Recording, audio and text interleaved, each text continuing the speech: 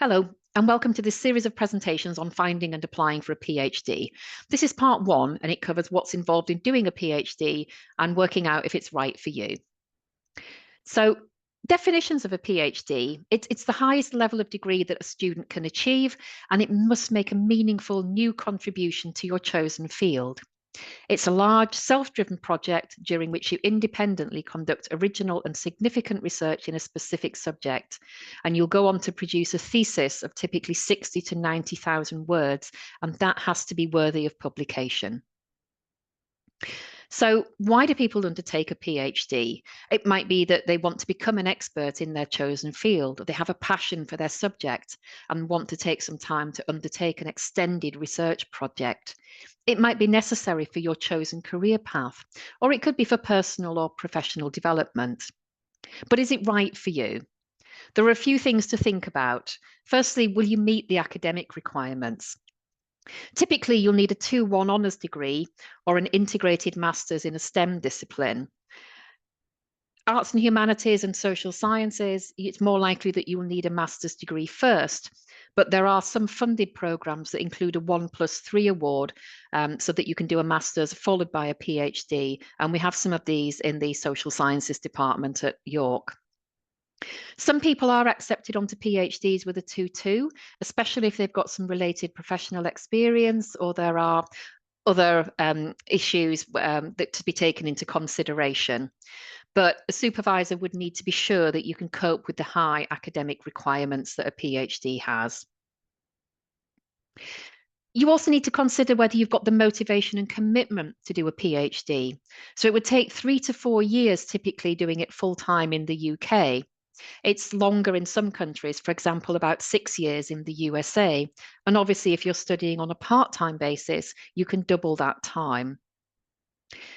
You also need to consider whether you would enjoy doing independent research.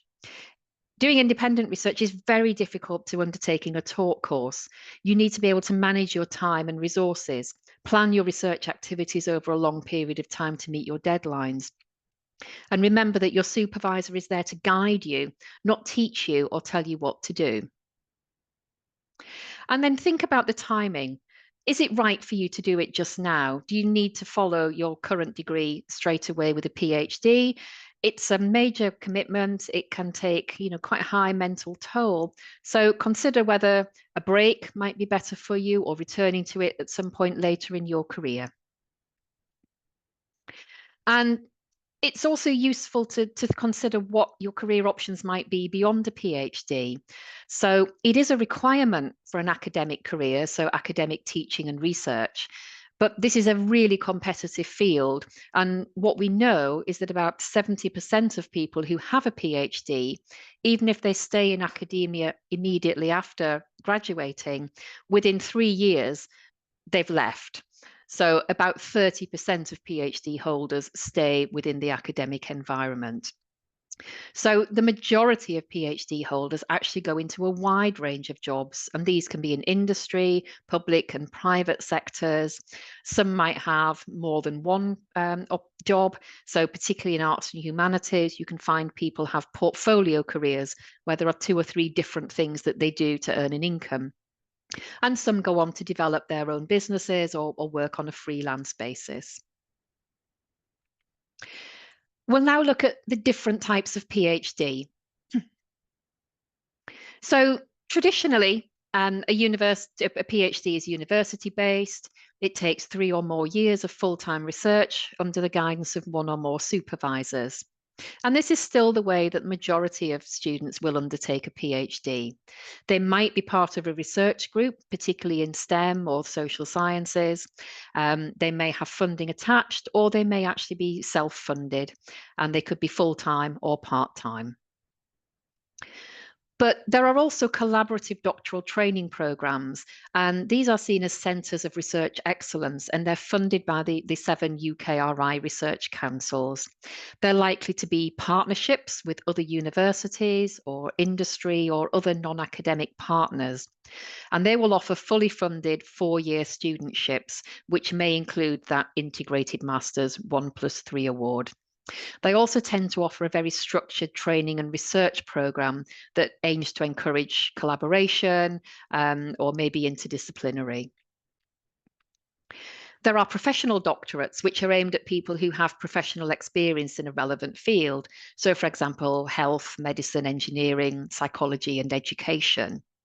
There are also PhDs by creative practice for some arts disciplines. So we have people in York who are doing that type of doctorate. And there are also business doctorates for experienced professionals. Finally, there are industry collaborative programs. So if you like the idea of doing a PhD in collaboration with an industry partner, particularly if you're studying in a STEM discipline, these could be something to look at. A case award would include a placement and your research done in collaboration with an industrial partner. There are also collaborative training partnerships, which are based with non-academic industry organizations. These could be as diverse as pharmaceutical companies, libraries, and museums. But they're only available through the Arts and Humanities Research Council and the Biology and Biological Sciences Research Council.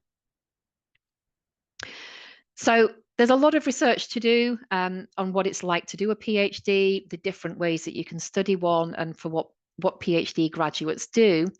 A couple of good resources to use are the Vitae website. Look at their doing research web pages, the findaphd.com guides, and look at the general advice guides. And if you wish, you can now continue to part 2, finding and funding a PhD, and part 3, applying for a PhD.